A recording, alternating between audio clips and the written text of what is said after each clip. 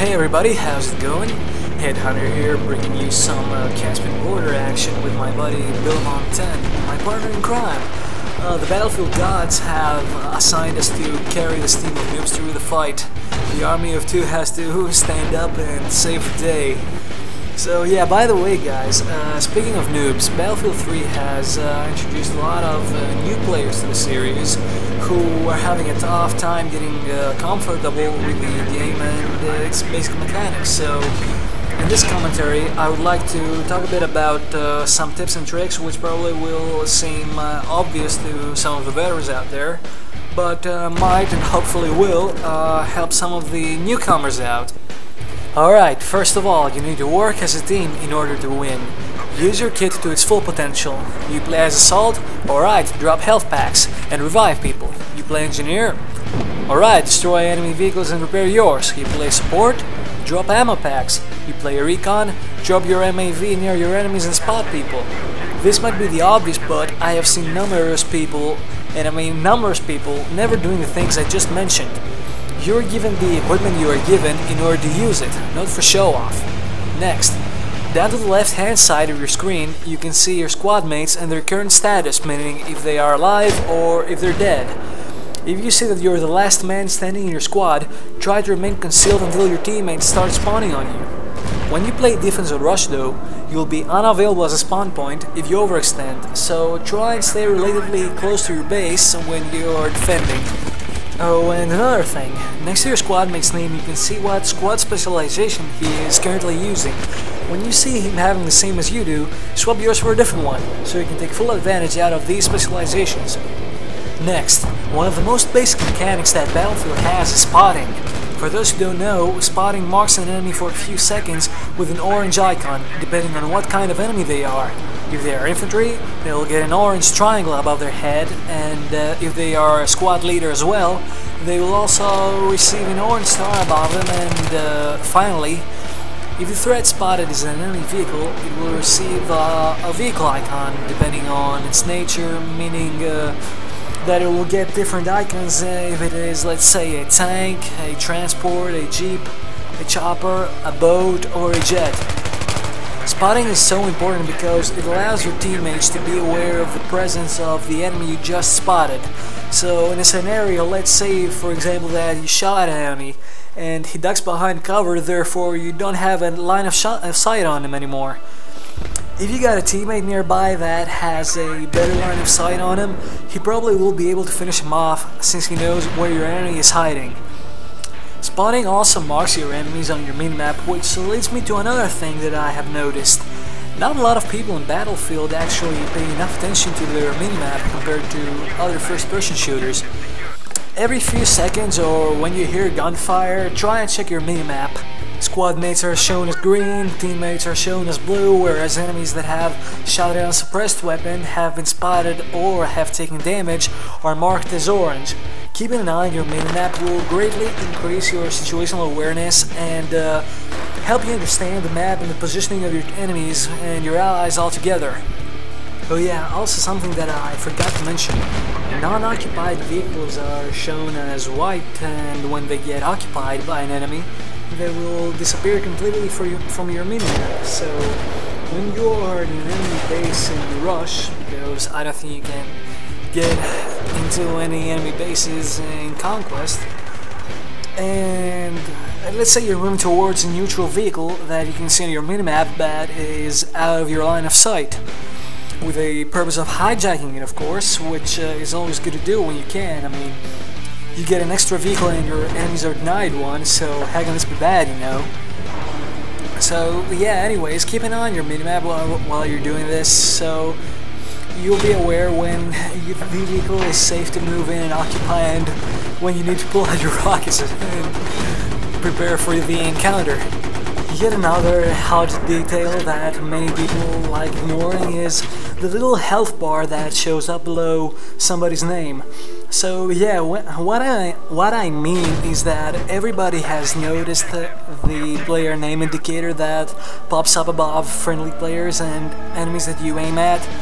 What many people haven't noticed though is that when When that player is close to you, their current health is visible on a little health bar below their name. Knowing your teammates or enemies' health is especially useful because you will know when your allies need you to drop them a med kit if you play Assault, or when you're sniping. And what I mean by that is that in order to get a one-shot kill with a sniper rifle in Battlefield 3, you need to get a headshot. So knowing that an enemy is currently wounded will put you in a position to be able to rush a shot to the body and get a kill that you normally wouldn't, because you would be wasting time lining up for the head. Moving on to basic movement. Always move for a reason. Don't just run around worthlessly. Your best bet is to maneuver from cover to cover in order to keep yourself as safe and as concealed as possible. Also, don't sprint around corners. Sprinting around corners usually will get you killed, because most of the time there will be a guy around that corner waiting for you, and by the time you have recovered from sprint, usually you are already dead, because it takes quite a few time to ready up your gun and be able to fire after sprinting.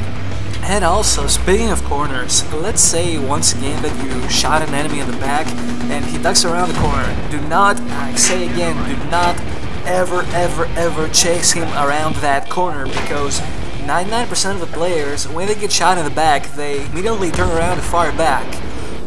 In this case, the best idea to do is to wait for him to come around the corner and finish him off while he's low in health, or find another way around and flank him, as this is almost a guaranteed kill usually. So that's the basics about movement. I wanted to talk a bit about vehicle usage because, as most of you already know, Battlefield is all about vehicles. First of all, don't waste your vehicles unless it is absolutely necessary to do so. Especially in maps like Caspian Border, crashing your helicopter or your jet will not just take away a vehicle from your team, but also might kill some of the teammates inside and take away many tickets as well, like that transport heli that the attackers are given on Rush on Caspian Border in the first place. How many times have you seen that heli crash and the kill feed would be like Tim kill, suicide, Tim kill, suicide, Tim kill? I mean, it's rather funny, but it looks stupid as well. The only scenario I would see myself crashing a helicopter would be on last-ditch attempt to arm or disarm an MCOM station when your team has nothing left to lose. Practicing driving and piloting, well, especially piloting, because driving is rather easy to do, is also very important in order to be more resourceful on the battlefield. And I'm gonna be honest, I didn't know how to pilot a helicopter properly on BF3 until like a month ago. I used to be an ace pilot in Bad Company 2. I would roadkill bitches for days, son, with the Apache. But I don't know, in this game it took me quite a while to get used to the controls. I don't know, they probably changed. I think that's the case, but that's that. I wanted to end this commentary talking about guns in general.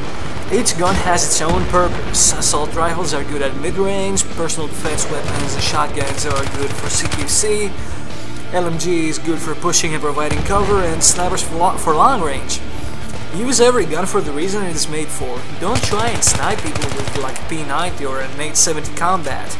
Using every gun for the proper purpose will grant you success most of the time.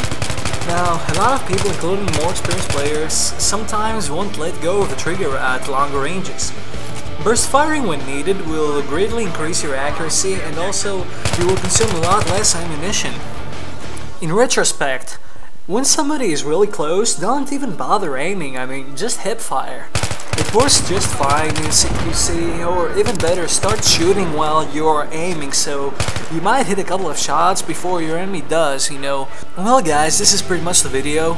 We ended up clutching it at the very end, and I remember the exact next match was on Seine crossing. We won from like 2 tickets and I got 40 kills and I think my buddy got like 35, something like that. It was insane.